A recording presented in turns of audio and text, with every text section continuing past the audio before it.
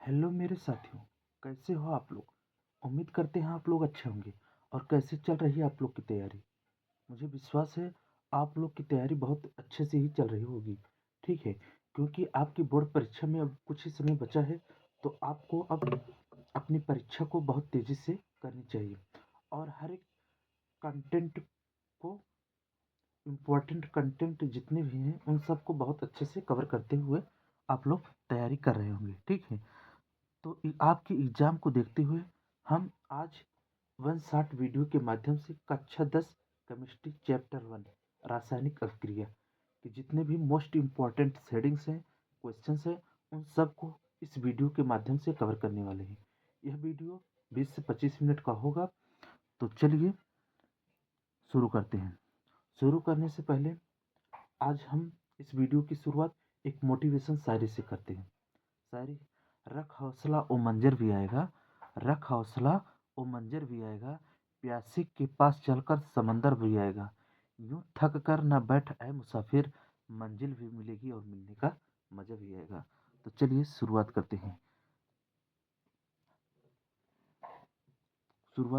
हैं। पहले है विस्थापन अभिक्रिया। समझते हैं विस्थापन अभिक्रिया किसे कहते हैं। विस्थापन अभिक्रिया वे अभिक्रियाएं जिनमें एक अधिक सक्रिय तत्व कम सक्रिय तत्व को क्या कर देता है, विस्थापित कर देता है, यानी को हटा देता है, उसे कहते हैं विस्थापन अभिक्रिया। ठीक है, वे अभिक्रियाएं ऐसी अभिक्रियाएं जिनमें एक अधिक सक्रिय तत्व कम सक्रिय तत्व को क्या कर देता है, विस्थापित कर देता है। ठीक है, आई होप आपको समझ में आ रहा होगा। तो चलिए हम देखते हैं। जैसे जैसे करके देख लेंगे तो आपको बहुत अच्छे से समझ में आ जाएगा। ठीक है, जैसे Fe2O3 Fe2O3 एल्युमिनियम के साथ रिएक्शन कराते हैं। क्या कराते हैं?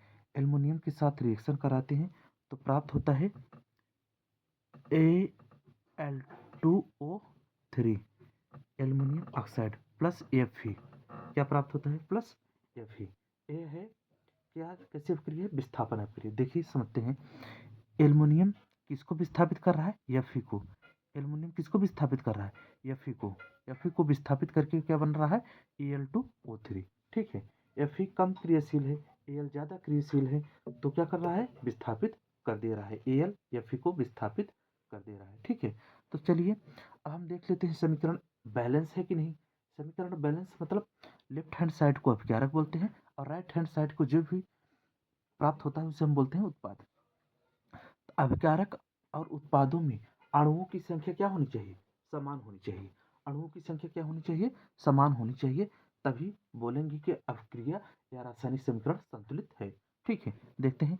Fe यहाँ 2 पे है, कितना है? 2। Fe यहाँ कितना है? 1 है। तो इसे बैलेंस करने के लिए यहाँ 2 लिखेंगे तो हो जाएगा 2Fe। कितना हो जाएगा? 2Fe। अब देखते हैं Al यहाँ कितना है? 2 है। Al यहाँ कितना है? 1 है। तो इसे बैलेंस करने के लिए यहाँ लिख देंगे 2Al। ठीक है, अब आई होप आप समीकरण संतुलित हो गया होगा। ठीक है, देखते हैं क्वेश्चन नंबर 2। मैंने उन्हीं क्वेश्चंस के लिए लिया है जो आपके एग्जाम की दृष्टि से इम्पोर्टेंट है। ठीक है, अब समझते हैं द्विविस्थापन अभिक्रियाएं। वे अभिक्रियाएं जिनमें दो परमाणु या परमाणुओं का समूह विनियमित हो जाता है, एक दूसरे के द्वारा हस्तांतरित कर दिया जाता है, हटा दिया जाता है। वे अभिक्रियाएं जिनमें दो परमाणु या परमाणुओं का समूह एक दूसरे के द्वारा क्या किया जाता है, हटा दिया जाता है या स्थानांतरित कर दिया जाता है। ठीक है, तो चलिए देखते हैं। जैसे देखेंगे तो आपको समझ में आ जाएगा। जैसे हम AgNO3 है, क्या है? AgNO3, इसे बोलते हैं सिल्वर नाइट्रेट प्लस। किसके साथ रिएक्शन कराते हैं? सोडियम क्लोराइड, जिसे बोलते हैं नमक। क्या बोलते हैं? नमक। प्राप्त क्या होगा? AgCl। क्या होगा? AgCl प्लस NaNA3, तो सोडियम नाइट्रेट आयन प्राप्त होगा। क्या प्राप्त होगा? आयन प्राप्त होगा। तो हम देख लेते हैं समीकरण बैलेंस है कि नहीं। Ag सिल्वर 1 है, इधर भी सिल्वर 1 है, क्लोरीन 1 है, क्लोरीन 1 है, बैलेंस है। NO3 और सोडियम 1 है, सोडियम 1, यानी कि इक्वेशन क्या है? बैलेंस है। इक्वेशन क्या है? बैलेंस है। ठीक है, आई होप आपको समझ में आ रहा हो। अगर विस्थापन अभिक्रिया में कोई और उदाहरण लेना चाहते हैं तो ले सकते हैं। जैसे Zn है प्लस H2SO4 है, एरो करेंगे। क्या करेंगे? एरो। प्राप्त क्या होता है ZnSO4 प्लस क्या प्राप्त होगा H2। H2 क्या हो जाएगा गैस। अब जिंक किसको विस्थापित कर रहा है हाइड्रोजन को विस्थापित कर रहा है। क्यों विस्थापित कर रहा है क्योंकि हाइड्रोजन कम क्रियाशील है, जिंक ज्यादा क्रियाशील है। तो हम विस्थापन अपक्रिया में पढ़ चुके हैं ना। ठीक है, तो समझते हैं। अब देखते हैं question number third. Question number third क्या है, उदासीनीकरण अपक्रिया किसे कहते हैं। क्या कहते हैं, उदासीनीकरण अपक्रिया किसे कहते हैं। अब एग्जाम की दृष्टि से वेरी वेरी इंपॉर्टेंट क्वेश्चन है, वेरी वेरी इंपॉर्टेंट क्वेश्चन है। उदासीनीकरण ऐसी अपक्रियाएं जिनमें अम्ल तथा क्षार एक दूसरे से क्रिया करके, अम्ल और क्षार क्या करेंगे, क्रिया करके लवण तथा जल बनाते हैं।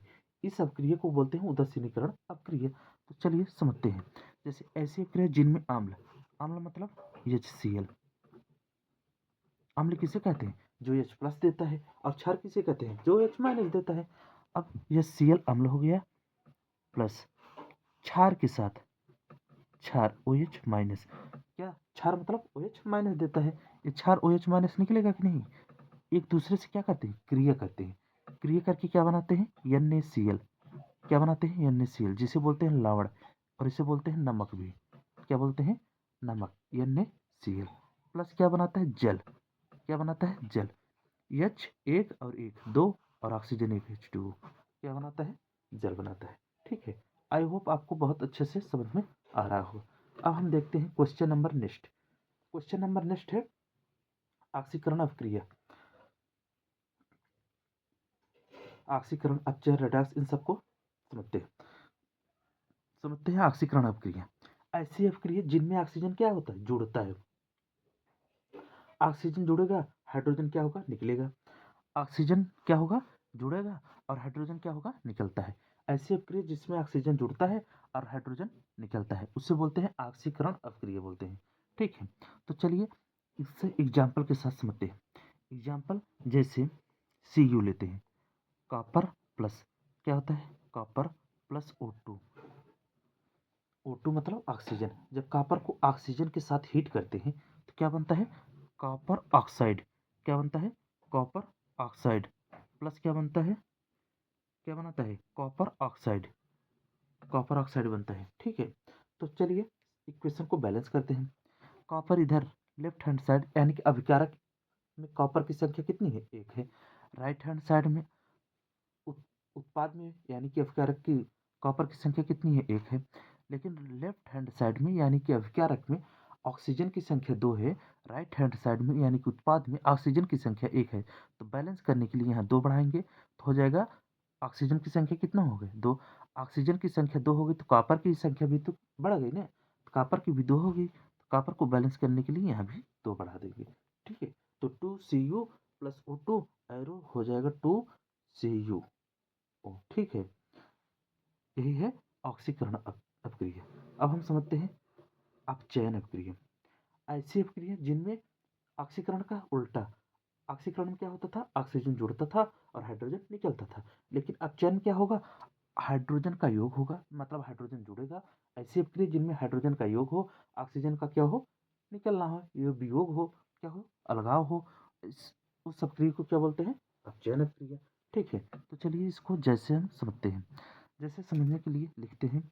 जैसे CuO है, क्या है CuO है, H2 के साथ क्रिया कराते हैं तो क्या बनता है Cu प्लस H2O, क्या बनता है Cu प्लस H2। देखिए यहाँ हाइड्रोजन क्या हो रहा है जुड़ रहा है, ऑक्सीजन क्या हो रहा है निकल रहा है, ऑक्सीजन क्या हो रहा है निकल रहा है। हाइड्रोजन का जुड़ना ऑक्सीजन का निकलना ही अपचयन अपक्रिया कहलाता है। ठीक है, तो चलिए देखते हैं question number next. Question number next क्या है रेडॉक्स अपक्रिया, क्या है रेडॉक्स अपक्रिया। आपकी एग्जाम की दृष्टि से इम्पोर्टेंट है इसलिए हमने लिया है। ठीक है, ऐसी अपक्रिया जिनमें एक पदार्थ ऑक्सीकृत होता है तथा दूसरा अपचयित होता है, यानी कि ऐसी अपक्रिया जिनमें ऑक्सीकरण और अपचयन दोनों अपक्रियाएं एक साथ हों उस अपक्रिया को बोलते हैं रेडॉक्स अपक्रिया। क्या बोलते हैं रेडॉक्स अपक्रिया। ठीक है, तो चलिए देखते हैं रेडॉक्स अपक्रिया को एग्जाम्पल के साथ समझेंगे तो बहुत आसानी से समझ में आ जाएगा। जैसे समझते हैं यहाँ हो जाएगा Cu कॉपर ऑक्साइड को किसके साथ गर्म करते हैं? H2 के साथ हीट करते हैं।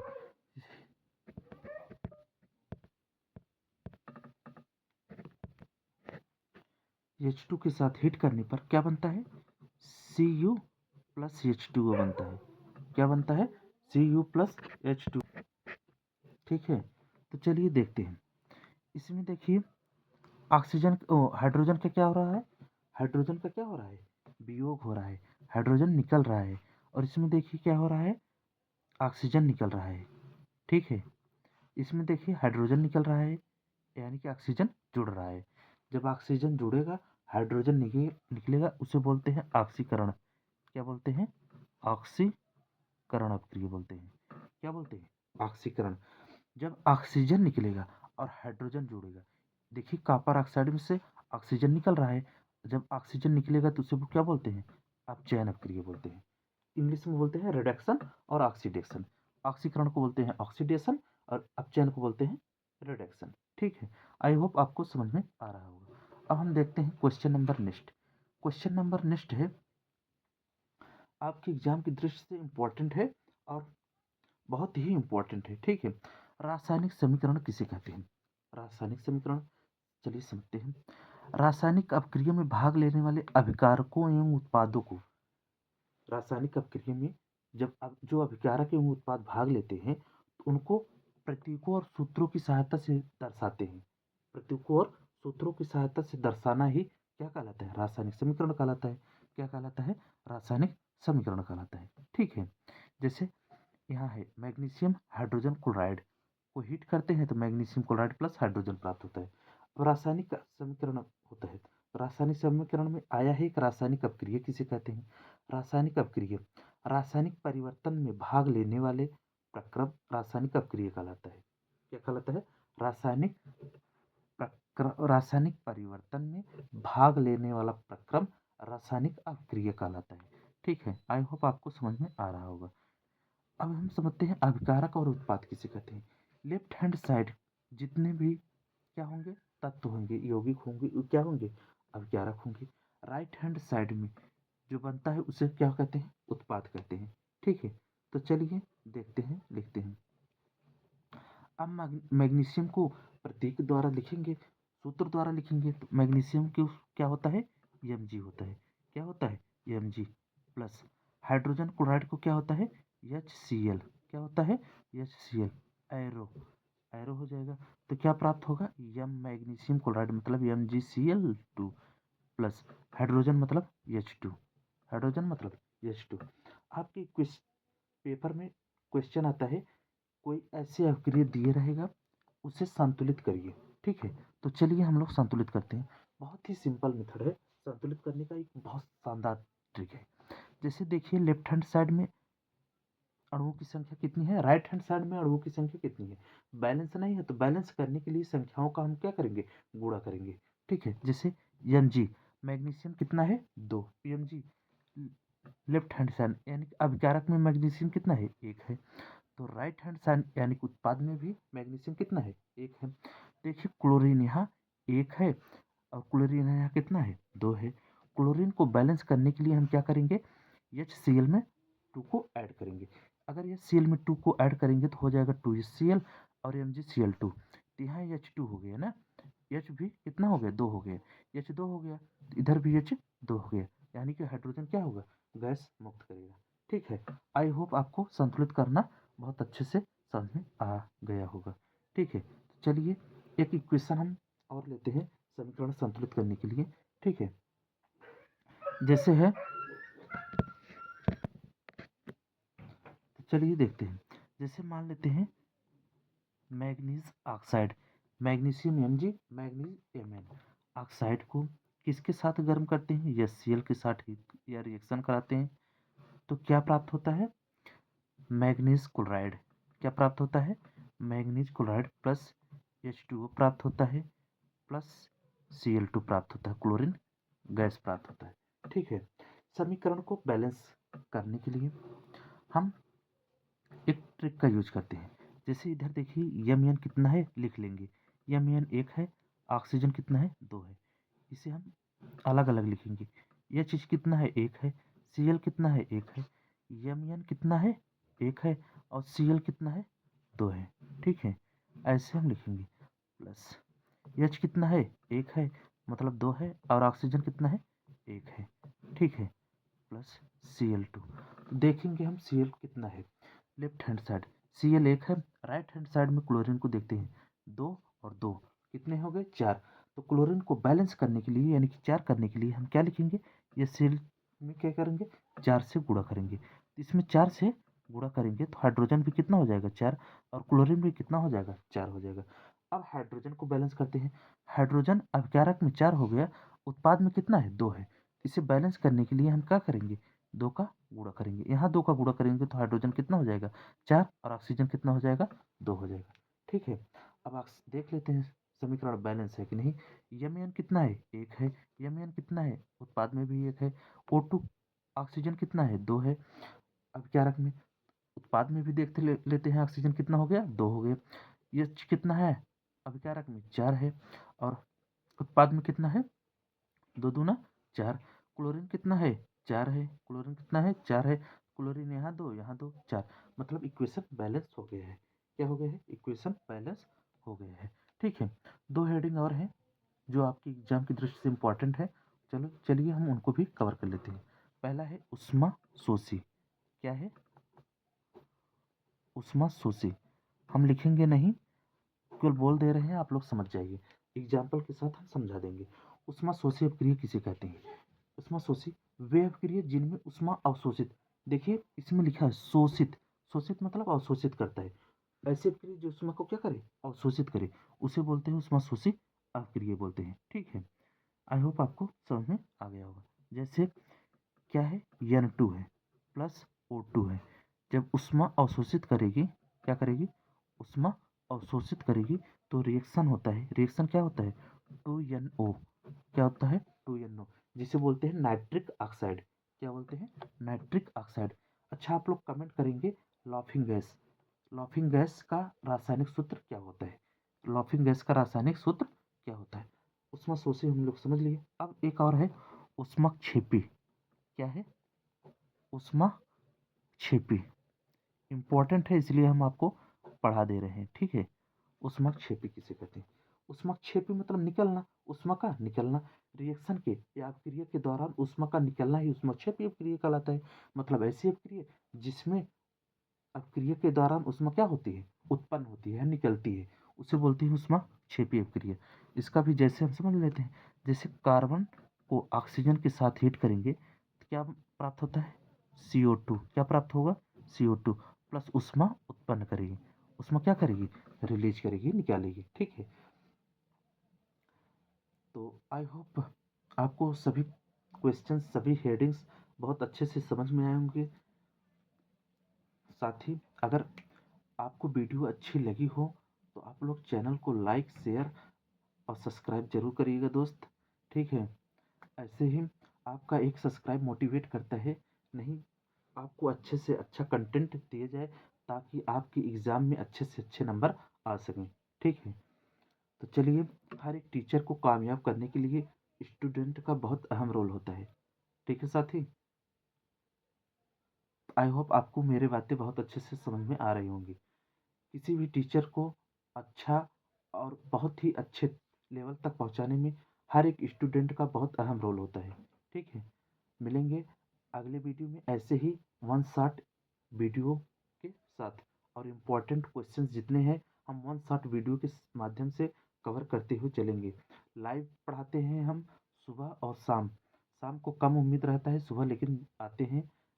MCQ मल्टीपल चॉइस क्वेश्चन को हम हर एक सब्जेक्ट का, अंग्रेजी का, गणित का, विज्ञान का, सामाजिक विज्ञान का, हिंदी का, इन सब का मल्टीपल चॉइस क्वेश्चन जो इम्पोर्टेंट है एग्जाम की दृष्टि से, उन सबको कवर करेंगे, कवर करते हैं। ठीक है, सुबह 9 बजे। तो चलिए मिलेंगे साथ ही अगले वीडियो में ऐसे ही इम्पोर्टेंट टॉपिक के साथ। जय हिंद, जय भारत।